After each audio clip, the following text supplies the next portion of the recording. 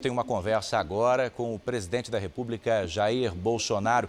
Ele está no Palácio da Alvorada e conversa comigo por teleconferência, portanto, pela internet. Eu quero agradecer muitíssimo a sua presença conosco aqui no Domingo Espetacular. Como vai o senhor, presidente? Tudo bem, graças a Deus. Eu que agradeço a oportunidade para me dirigir à nação brasileira.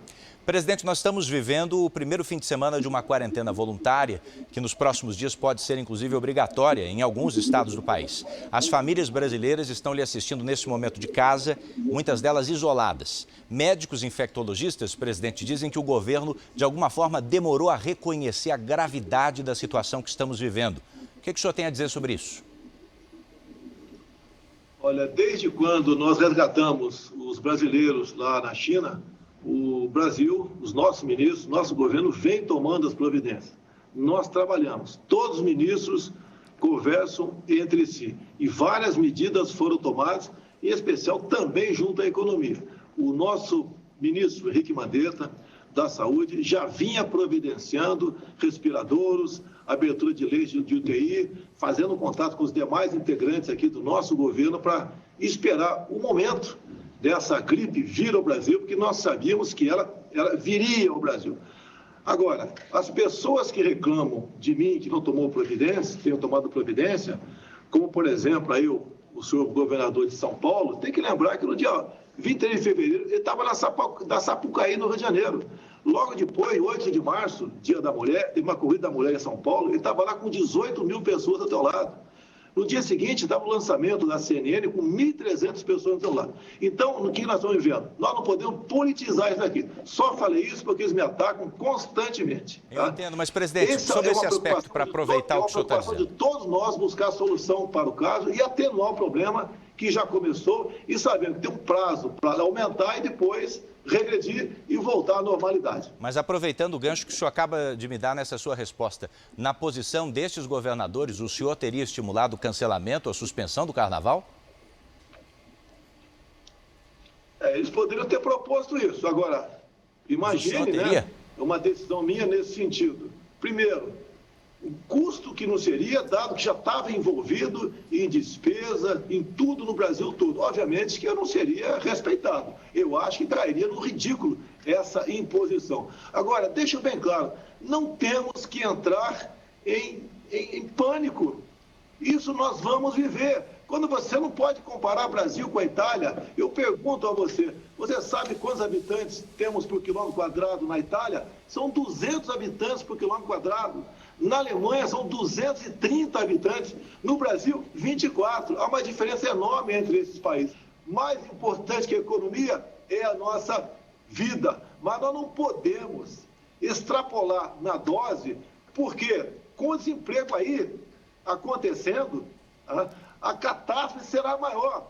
Mais ainda, o número de pessoas que morreram de H1N1 no ano passado foram na ordem de 800 pessoas. A previsão é não chegar a essa quantidade de óbitos no tocante ao coronavírus. Presidente. Então, tem certos números que temos que levar em conta. E essas crises, esses vírus acontecem ao longo do tempo, no mundo todo. Então, calma, tranquilidade, não levar pânico à população, não exterminar emprego, senhores governadores. Sejam responsáveis, sejam responsáveis. Espero que não queiram me culpar lá na frente pela quantidade de milhões e milhões de empregados na minha pessoa. Estamos fazendo a coisa certa, observando protocolos e com tranquilidade. Eu entendo que é justamente por isso que essa entrevista é importante, para ouvir também a sua parcela de responsabilidade, já que os governadores não estão participando aqui dessa entrevista. Por isso mesmo eu queria entender, nessa preocupação de empregadores e de trabalhadores sobre as próximas semanas, que medidas efetivas o governo federal anuncia ou pode anunciar para manutenção de empregos. Eu vejo governadores estimulando que não se corte água, não se corte luz. Quer dizer, diante de um quadro pior que pode aparecer e que, segundo o seu ministro da Saúde, de fato virá, quais são as medidas do governo federal nesse campo trabalhista? Trabalhista, junto à equipe econômica, é o não recolhimento do Simples, a parte que compete à União, linhas de crédito, né? Nós estamos adiantando as 2 parcelas do 13º do pessoal do INSS para aposentados e pensionistas. A Caixa Econômica Federal e tem uma linha de crédito enorme também no mesmo sentido, com juros mais baixos. Então, essa série de medidas vão fazer alguma diferença. O senhor trabalha com alguma projeção de números? Diferentes organizações, algumas financeiras... Eu não trabalho, não interfiro no trabalho do Luiz Mandetta, nosso ministro da Saúde, tá? Eu vejo os números que partem de lá, dessas projeções, eu estou achando que é um exagero nisso aí. E nós temos que levar em conta a situação daquela pessoa. Às vezes o cara é uma pessoa, como no Rio de Janeiro, que é uma pessoa grave, entubada lá, tem 50 anos de idade, né? Desde os 12 era um fumante inveterado. Então, qualquer problema que ele adquira, tá, vai ser uma catástrofe para a vida dele. Não há a menor dúvida isso daí. Me permita emendar a pergunta que fiz agora há pouco sobre as comunidades em situação de risco, como favelas, áreas mais pobres. Do Rio de Janeiro chegam informações agora dos primeiros casos confirmados na Cidade de Deus e em outras comunidades. Qual o papel que o governo federal pode desempenhar nessa questão?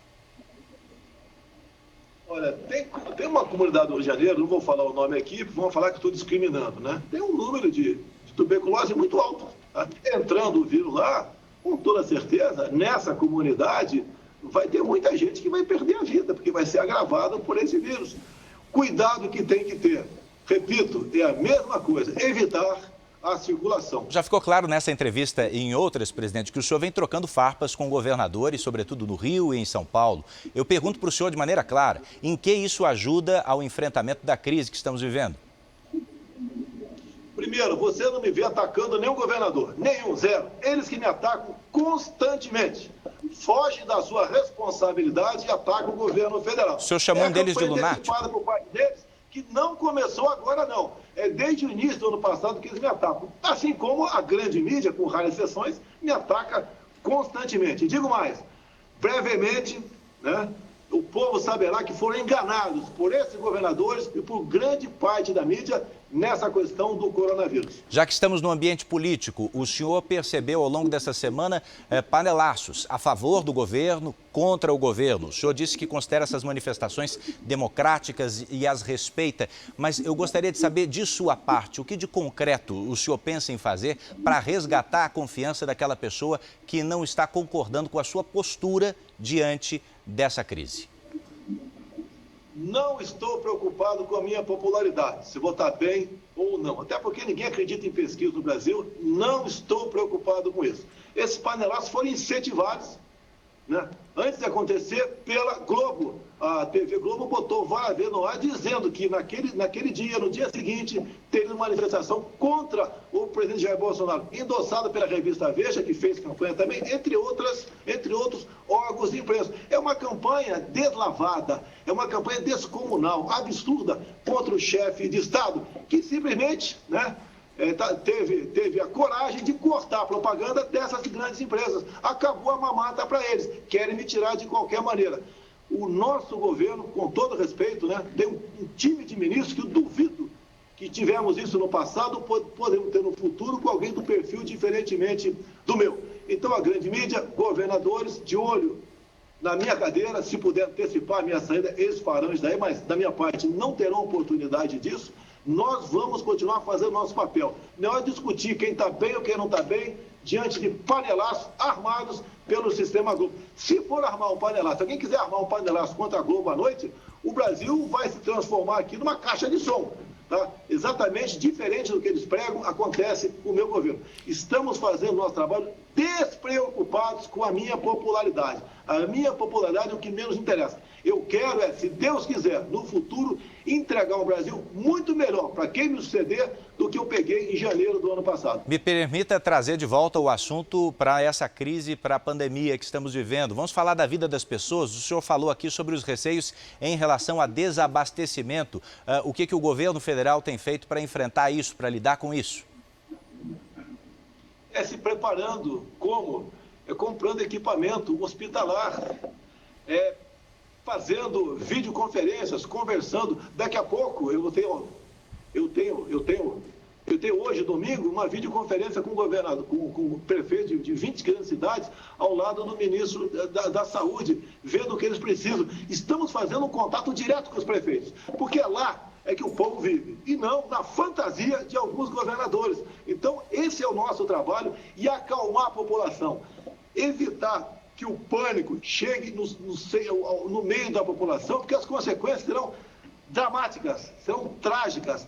E, no momento, já temos um problema. Os governadores são verdadeiros exterminadores de emprego.